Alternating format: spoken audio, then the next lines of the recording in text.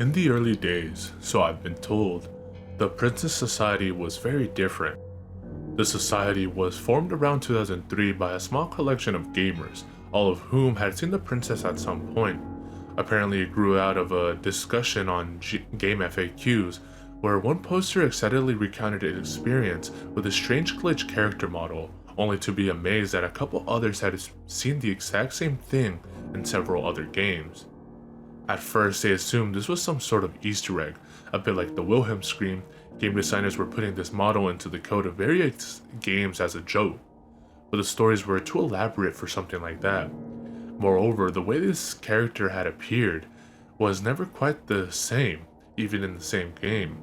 As more and more stories were added, it became clear this character calling herself the princess had more to her. Whether or not she was alive, no one was certain, but what was certain was that more investigation was needed.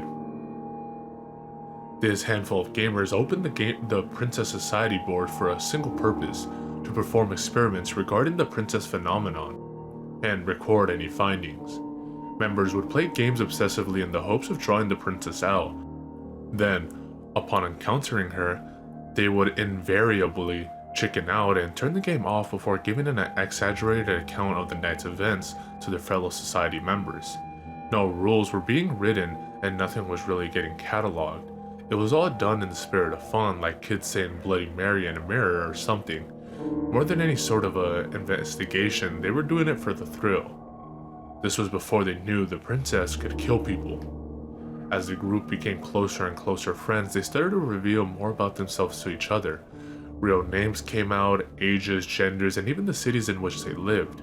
Eventually, two society members realized they lived very close to each other, within walking distance in fact. No two society members had ever met in real life, so this was treated as an exciting new possibility.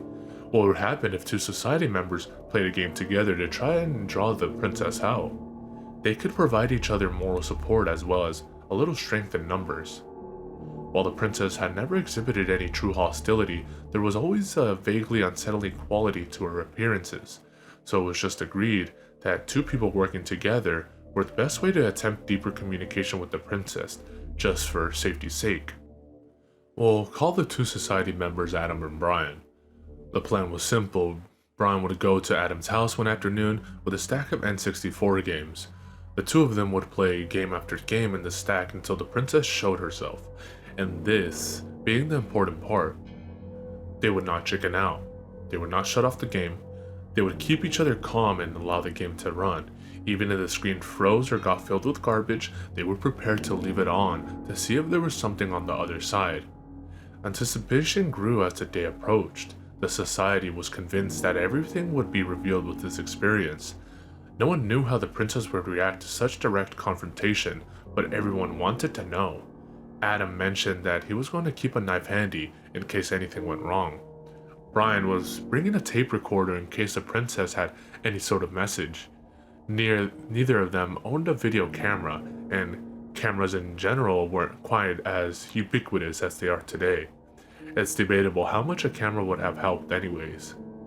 The day finally arrived with much fanfare on the society message board. A good luck team banner went up on the board's main index.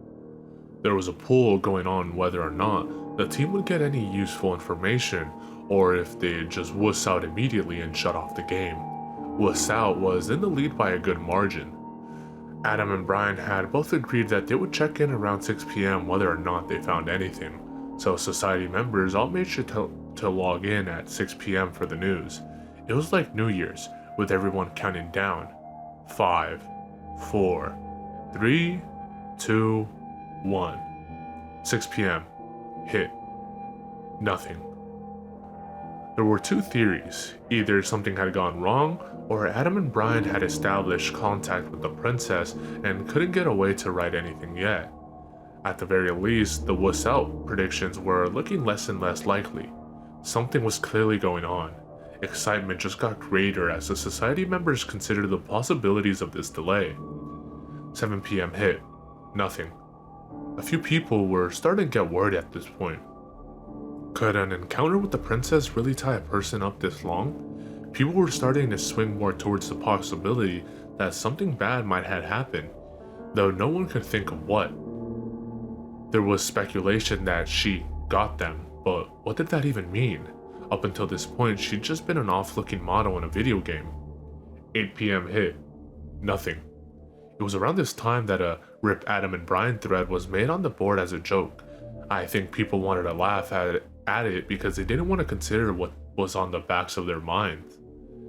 Fake eulogies were said, jokes about how Adam should have kept a Nez Zapper on him were made. People were starting to get desperate for distractions while they waited for some sort of news. They waited until midnight.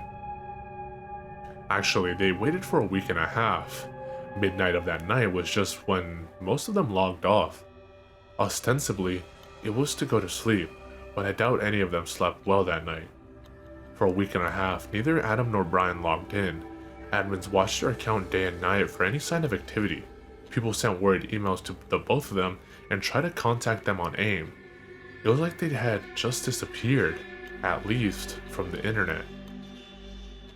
After a week and a half, Brian logged in. Users saw he logged in before he even posted anything, opening a thread called Brian, and demanding he tell them what had happened. Brian only made one post.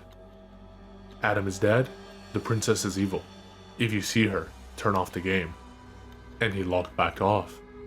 The forums exploded, as one might expect. Was this some kind of prank?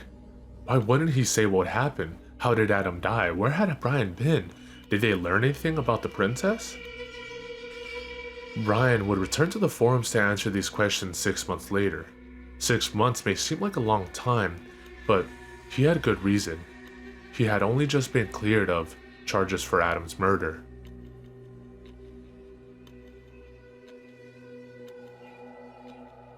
Adam and Brian had never met in real life before that afternoon.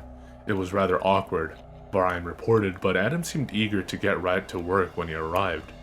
As they sat down on the couch in Adam's basement, it quickly sunk in for both of them how little a plan they had.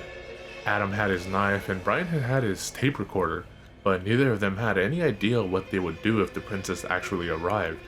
Up to this point, all anyone wanted to do was know what exactly the princess was. So, do they just ask her? How would they communicate? What would they say? These were mostly Brian's questions. Adam was more focused on how they would react if the princess turned hostile. Brian didn't even want to consider the possibility. For a second, there was a period of silence. They both knew they had a chance to back out. The society was waiting though. With a deep breath, they put in the first game off the stack. Brian idly started taking some notes on the afternoon's events while Adam played. His notes read, Super Mario 64, played 20 minutes, no sign. War Gods, played 15 minutes, no sign. Chameleon Twist, played 25 minutes, no sign. F-Zero, played 5 minutes, realized it would be a really hard game for the princess to manifest in. Harvest Moon 64, played 10 minutes, got too frustrated trying to explain the game to Adam. Snowboard Kids 2, played 35 minutes, no sign. Also, this game rules. GoldenEye, played 20 minutes, no sign. Earthworm Jim 3D, fuck this game. Goemon's Great Adventure, played 20 minutes, no sign. Mistook a girl in town for the princess, but it wasn't her. Last Corpse, played 14 minutes until the game randomly locked up. Princess? Snowboard Kids 2, played 20 more minutes, no sign. Game after game, they worked through their stack. Every single time, there was no sign of the princess anywhere. The sun was setting with no data collected. Adam and Brian didn't say it, but it was actually a relief to be able to go back to the board and say the princess didn't show. They tempted the beast and lived to tell about it. That was enough for them. They were ready to bail. But there was one game left, Ocarina of Time. Brian had put it on the bottom of the stack in the hopes that they might not get to it.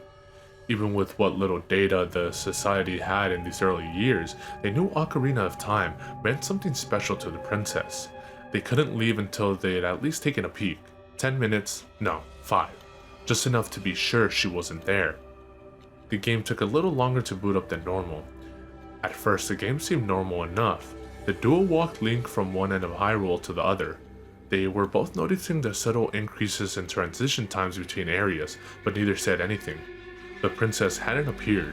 The game was still largely normal.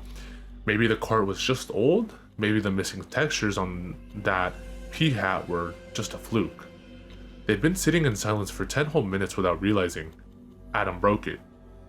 She's toying with us. She knows we know she's here. You don't know that. You want to explain these load times? But she wouldn't play with us like that. Is that a thing she does? Isn't she just a glitch ghost or something? Adam didn't answer. He walked slowly through the Kakariko village, he and Brian scanning every inch of the screen. Brian saw her first. At least, he thought he did, out of the corner of his eye. There, she's there, he shouted. Adam shook his head, replying, "It's just the girl who makes you chase cuckoos." He panned the camera back to illustrate. Indeed, the princess wasn't there. However, the cuckoo girl wasn't either. There was no one there. So what do we do now? You think I know? Let's shut the game off. No one will know. No, we're finding her. With that, Adam ran Link into the graveyard. Brian noticed Adam checking his knife.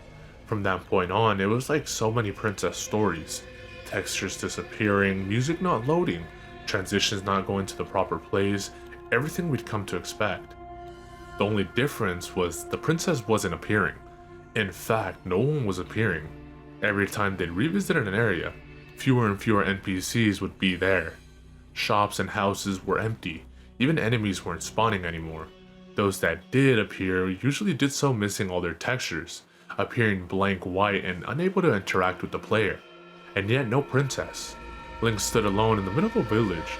Adam had had enough, slamming his controller down and shouting at the screen. "We just want to talk." No reply. "Why are you doing this?" No reply. Adam's voice suddenly took a deep, deathly serious tone. "Answer us, or we turn off the game." Ryan couldn't help but shoot a confused glance at Adam. He saw Adam just glaring at the screen, deep in concentration, but whatever the reason for what Adam said, it worked. Link immediately fell right through the ground as if, though, into a hole. There was a long period of darkness or loading if you prefer. And there she was, a princess, just as everyone had described her, with her red hair and white dress. She was hovering in the middle of a great fairy fountain. Adam made Link approach her slowly. With the fairy fountain music playing, the atmosphere was so peaceful, so serene. Brian almost felt as though the princess were welcoming them. This was what Brian had hoped for. This was finally their chance to talk. The princess was going to tell them everything. Yeah, I already mentioned Adam dies, so you can imagine how well this goes.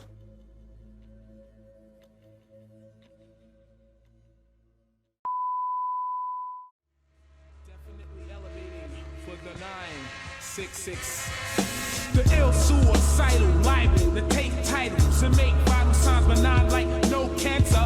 Answer, there's no chance to advance to ya. Kuya got blazed through ya. The great super science, applying pressure. I desecrate with double O's and bubble folds while I cut you, bro. I juggle flows that goes ballistic, reminiscent of exquisite cannibalistics and a sadistic doctor. My sick shit knocks ya improper.